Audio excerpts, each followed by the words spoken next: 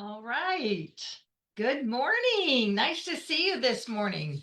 It is a rainy, I loved it. I woke up this morning and it's raining and thunder and lightning, and it was doing that in Chicago yesterday or the day before when I was there. So I'm kind of going from rainstorm to rainstorm, which is okay by me because I enjoy it. So, how is everybody this morning? And I would love for you to let me know where you are and just say hello to me this morning. I occasionally will look across the screen so that I can watch the chat and see if we are all on the same page together. There we are. So I'm going to try to do that because I love to see the comments. I just sometimes it doesn't work so well, but if we can this morning, it would be pretty cool. I would love to have you join me on that. So I'm going to do a quick hello in the comment section myself. Try to do that because I love to see the comment. And let's see. Good morning from KC. Yeah, there we go. Okay. All right. So I was on the train. I don't know if y'all saw that in the post that I made, but I was took the train to Chicago to see my great friend Lynn Franklin. She just finished her book. I wish I had put it beside my desk, but she will be joining us in a few weeks, and you'll get to hear from her all about how it just communicating, how it's so important to get our communication skills down and being able to really look at ourselves and look at how other people, so we can all relate better. And it's called Persuasion GPS. So very in tune with what's going on in the world right now. And so had a great time with Lynn and met friends that she's told me about over the years that I heard about, feel like I know them, but never met them. And now I have. So I'm excited about that. And it was fun riding the train. I didn't decide until the last minute, till the night before, that I was actually going to take the train instead of drive. And y'all know, I drive cross country all the time. It's been no big deal. But I, for some reason, just wasn't in the mood. You know what I mean? I just wasn't in the mood to drive. And I've never, well, we lived in Chicago. Oh my goodness, 40 years ago. Ah, seems impossible. Alicia turned 2 in Chicago. So that's how long it's been. When we left there, and I don't know that I really drove downtown that much, but not that I was afraid. I just didn't think I wanted to deal with it. So I relieved myself of frustration, which is what we're talking about this morning. So I decided not to. So unfortunately, she had to drive in the traffic, but she's used to it. And it was really fun. So I got in on Friday and got to walk around downtown Chicago. I got in about, we were an hour late. So I got in about 3:30 and we walked around. They did a fun little restaurant that evening. And it was just really fun to do something different. I don't think I've gone on a trip to see a girlfriend or someone besides family. You know, family's always great, but I don't think I've just gone to visit a girlfriend or do something like that in, I don't know, several years, if not more than several. So it was great. It was a nice change. And again, got to meet her friends. We talked about the book, and it was just great. So I encourage all of you to look at your life a little bit and say, where can you build in a little bit of fun? That's not the topic for the day, although it could be. But the thing is, it's good for you to do, kind of change your normal. If you're used to, every day is kind of the same. You get up and you go to work, or you go into your office, and then you whatever, the middle of the morning, you'll get your coffee or your tea. And we kind of get in this routine, and it might be very efficient. I know some of you out there that watch consistently, you are great at your efficiency and how you manage, but it is important to take time too to do something different, to maybe be spontaneous. This was not spontaneous, other than that the train was. So to drive, the GPS, haha, said it was going to be about 9 hours, which, knowing that I like to stop and I'd have to get gas and whatever, make all those little pit stops, it would have been 10 hours. Well, the train was only 7.5 hours. So there was a savings on time, as well as you just sit there and do whatever you want. So I read 2 books because I needed to finish. I'm working on a class, so I did 2 books and listened to some music, and it was great. So I encourage, and you know what, you can take the train here. For instance, we did this one day with our grandkids. we took the train from Lee Summit to downtown and then went walking through Crown Center and took them through, I forget what this called, Discovery Zone. That might not be the name, but in the train station, where they've redone it, they have all these really cool things and activities for kids. So we've done that before. So think about that as adding a little tip. So there's a little kudos, a little shout out to Union Station, downtown Kansas City. So let me ask you, now I'm going to look over here again. I want to see if I've had anybody say hello and good morning. So I don't see any comments. Doesn't mean they're not there, just means I don't see them. All right. So we're going to talk about the fact that, would you agree with me that we often set ourselves up for frustration? And you say, now, Delinda, we do not. So I'm going to convince you, I'm going to persuade you this morning. I'm just going to put the idea out there, because if you own up to it and realize it, then you can make the changes to relieve a lot of frustration from your life. So a couple that I find, and it's been years, I've learned these over the years. Okay, so one of the big ones is, and it was even more crucial, some of these when we had phones that were attached in the house. Now that we have cell phones, this one in particular isn't quite as likely to happen. However, I think it still does happen because we get sidetracked, and that is taking a phone call at the last minute. You're all ready to go. You got the, for me, I've got to put the dog in the crate if Bill's not here. And turn on the TV to give him let her have some music while we're gone, or something on TV to make her think somebody's home and she's not alone. So whatever my routine is. So imagine with me, you're getting ready to go, you're getting ready to grab your keys, and the phone rings, and you look at it, and whether you know who it is or not, for me now anymore, if I don't recognize the phone number, I don't answer it, because I figure if that's somebody that I know and they leave me a message, I'll call them back and I can check pretty quickly who it is. But normally it's just one of those, let's see here, haven't paid your toll, these scam calls or the sales calls that are like, oh, Delinda, wanted to get back to you on something, and I don't know them. They're acting like they know me. So that sets me up for frustration, taking that last minute phone call that may or may not even be important. It's not worth it to me to even take the call. So if you're out there and you know what I'm talking about, would you just say, just like a amen or something? It's like, if you ever find yourself doing that, where again, that's setting ourselves up. If you know, if it's somebody you can easily pick it up and say, and my daughter, I'll just use her for an example, because she calls me more than Justin does. So she's the one who would call, and I'd say, hey, honey, I'm running out the door. I'll call you right back. Or I'll say, I'm getting in the car. Let me call you. Because it takes that extra few minutes to, make sure you grab your purse, grab the car keys. I already have the dog in the crate, so I can get out and get to wherever I'm going on time, because I don't like to be late. Now, when I was younger, I was late, and I've talked about that before, where when I was told that it was rude, and it told other people that I think I'm more important than they are when I'm late, that just disturbed me so much. I never thought about it. So now I am not late, and very, very seldom, and it has to be pretty important why I am. But taking that last phone call before you walk out the door can often do that. It's like, wait till you get to the car, and then, do it on however you talk on the phone on your car, through the, cooks into the car and you can hear it through the radio kind of thing. So that's one of the ones. The other one that I find really frustrating, or I used to, because I don't do it anymore, was I would say, okay, I've got 10 minutes. I think I'll call Sprint. That's my phone carrier. Or, oh, I think I'll call the cable company. I've got 10 minutes. Okay, let's first of all, have you ever called either one of those and it only taken 10 minutes or even 15?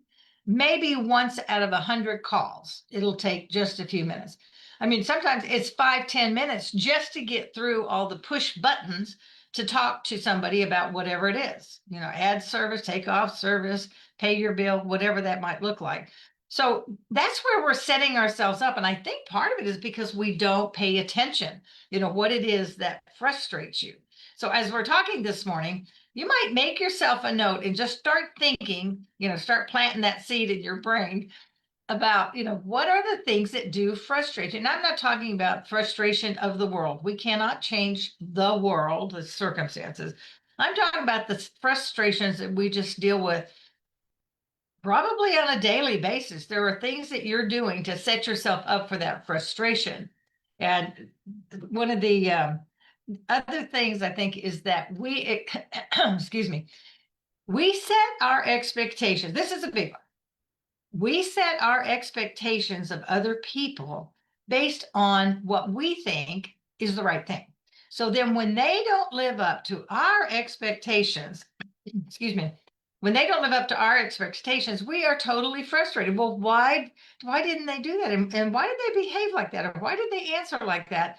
Because we're putting our expectations on them. Sort of goes to that whole control thing, which we think we have control, but really we don't. Now, I know there's none of you out there that ever has to struggle with that.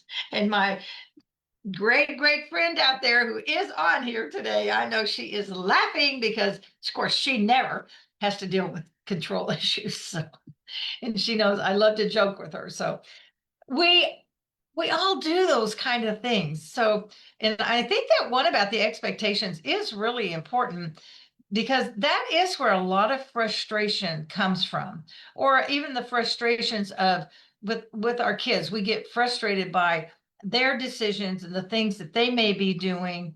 Um, and really, it's because they're not doing how we think they should. Let's just be real. And my kids in their 40s are old enough, they're grown people, right? So they're making their own decisions. I'm not responsible for their decision, but sometimes I still try to get in the middle of all that. And so then I become frustrated. So I'm learning and I really am better than I was 20 years ago. So I'm really getting better at that, at not trying to jump in and fix things, because all that does, then that frustrates them. So now I'm frustrated because of their choices, and they're frustrated because I'm butting into their into their life.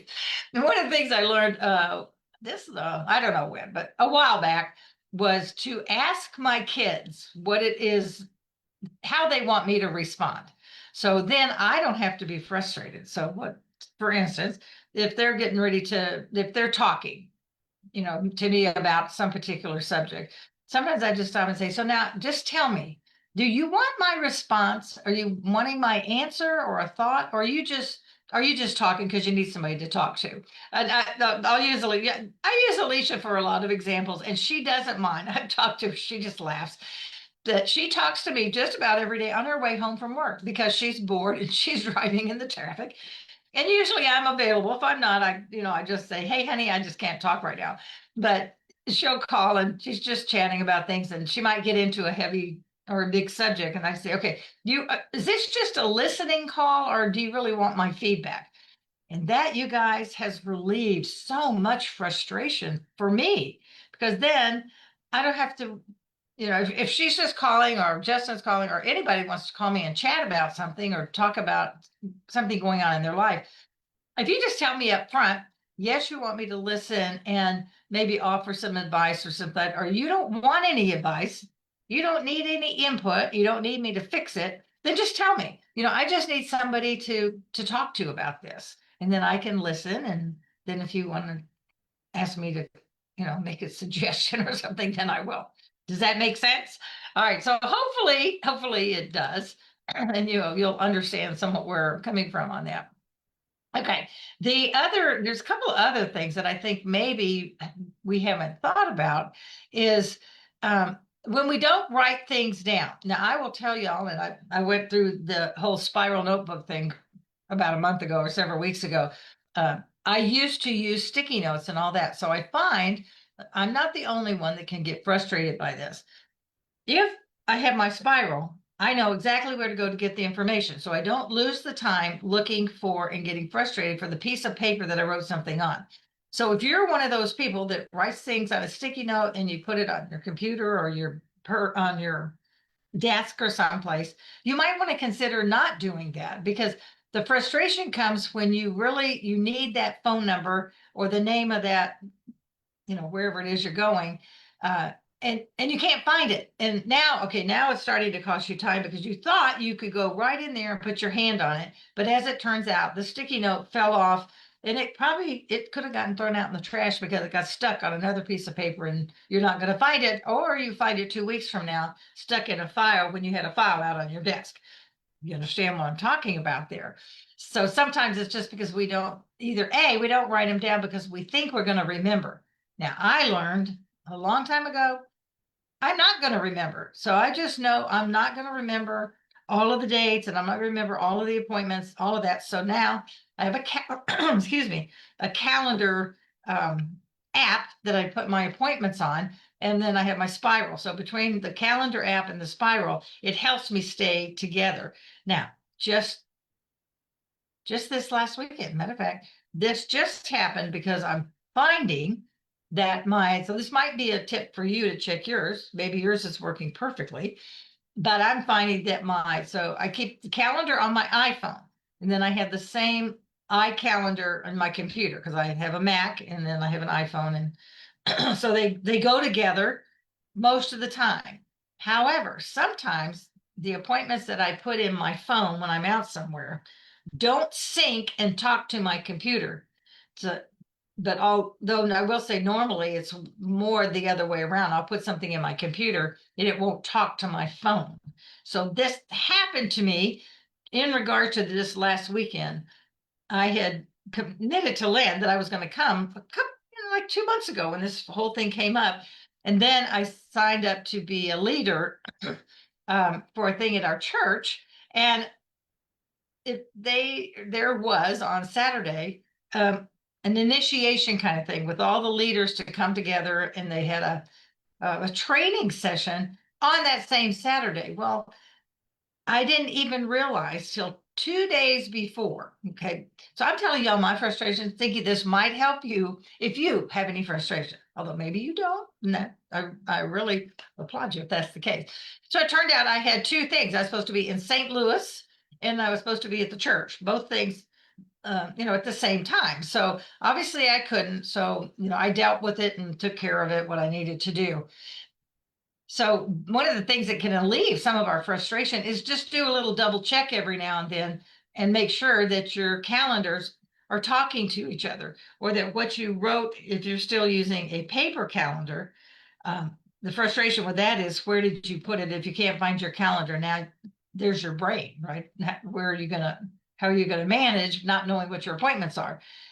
But we have the same issues whether we're using digital or an actual paper calendar. So that's one of the things too, is to, and I'm probably going to have to make a phone call and find out, or I'll go do a YouTube something first and find, why isn't my iCalendar syncing and talking to between my phone and my computer? I'm sure, Kathy, would you agree? There's probably a YouTube video that'll answer that question for me.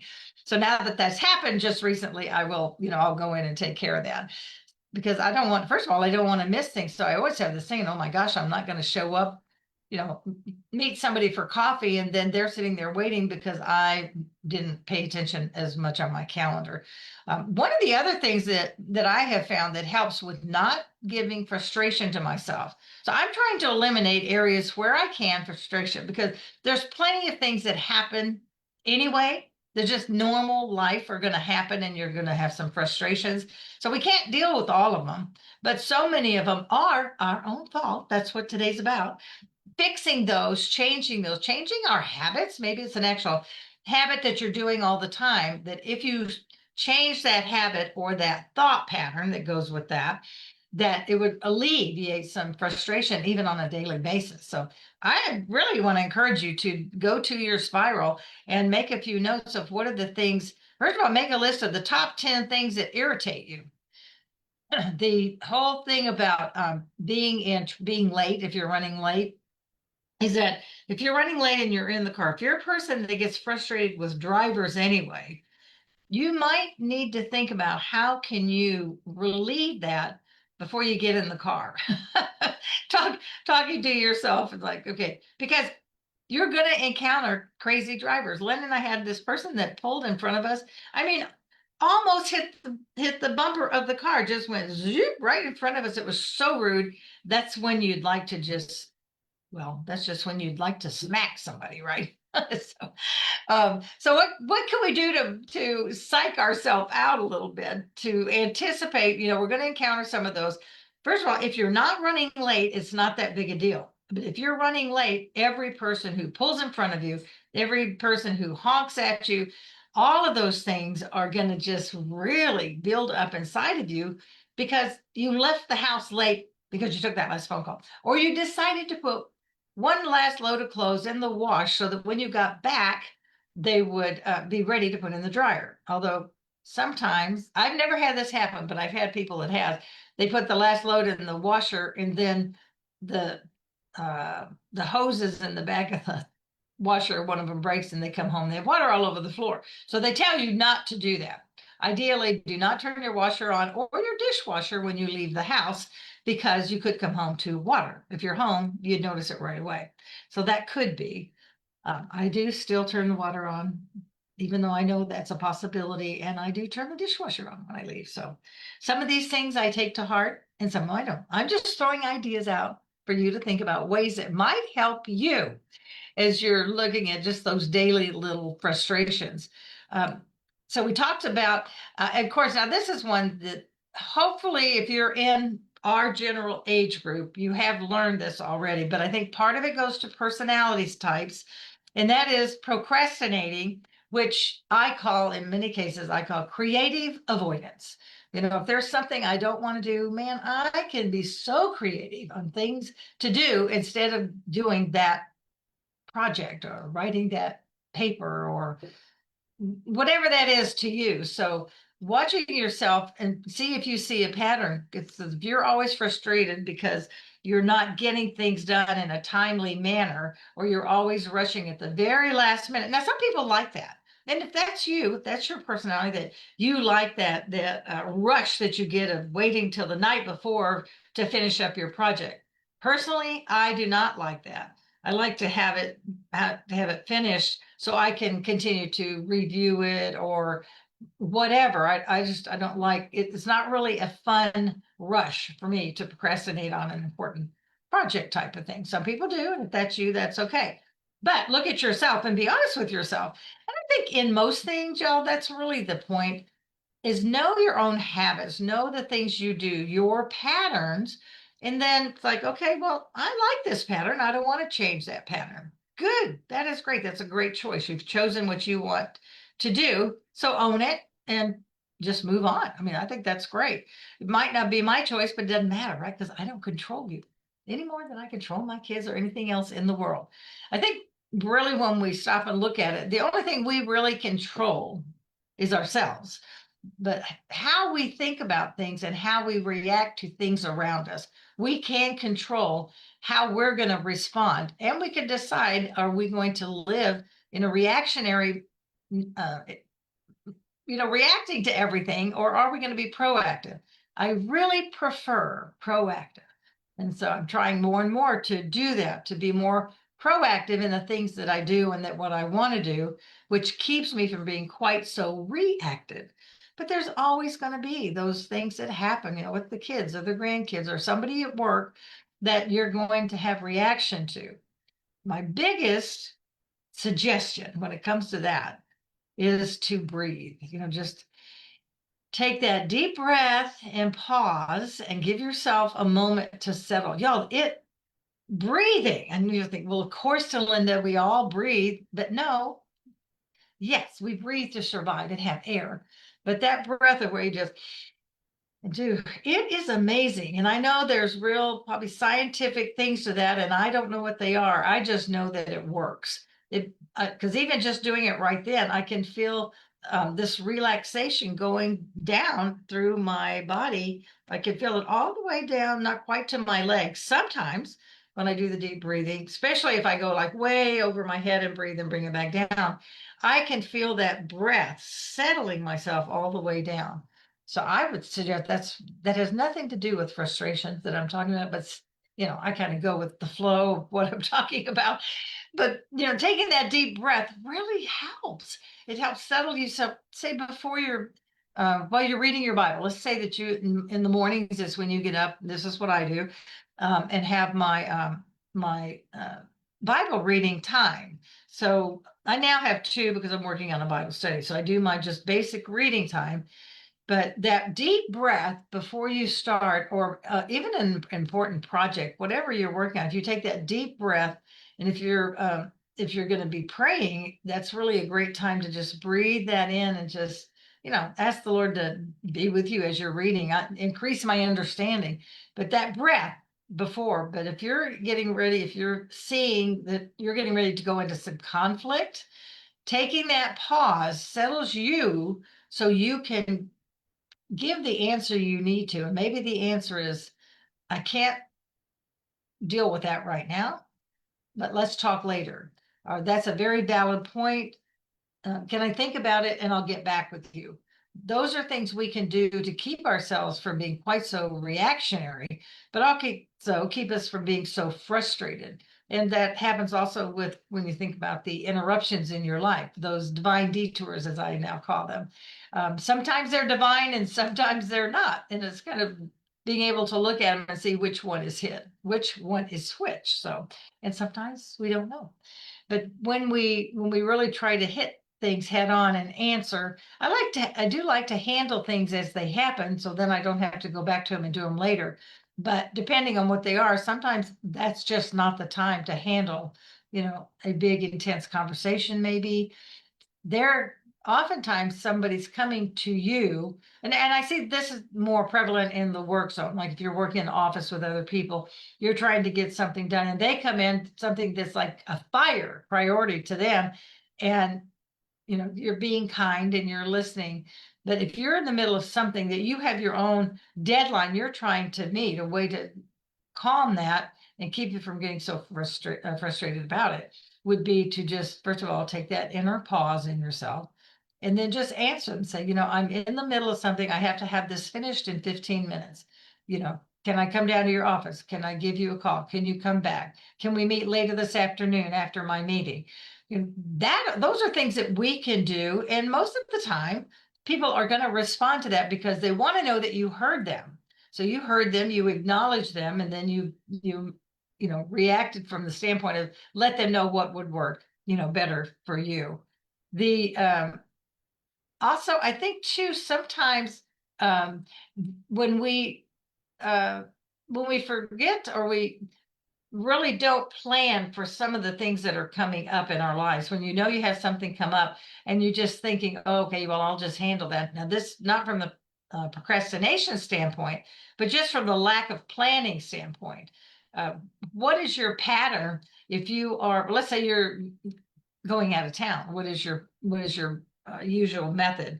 Everybody's different. Some people love to wait till the last minute, throw everything in a suitcase.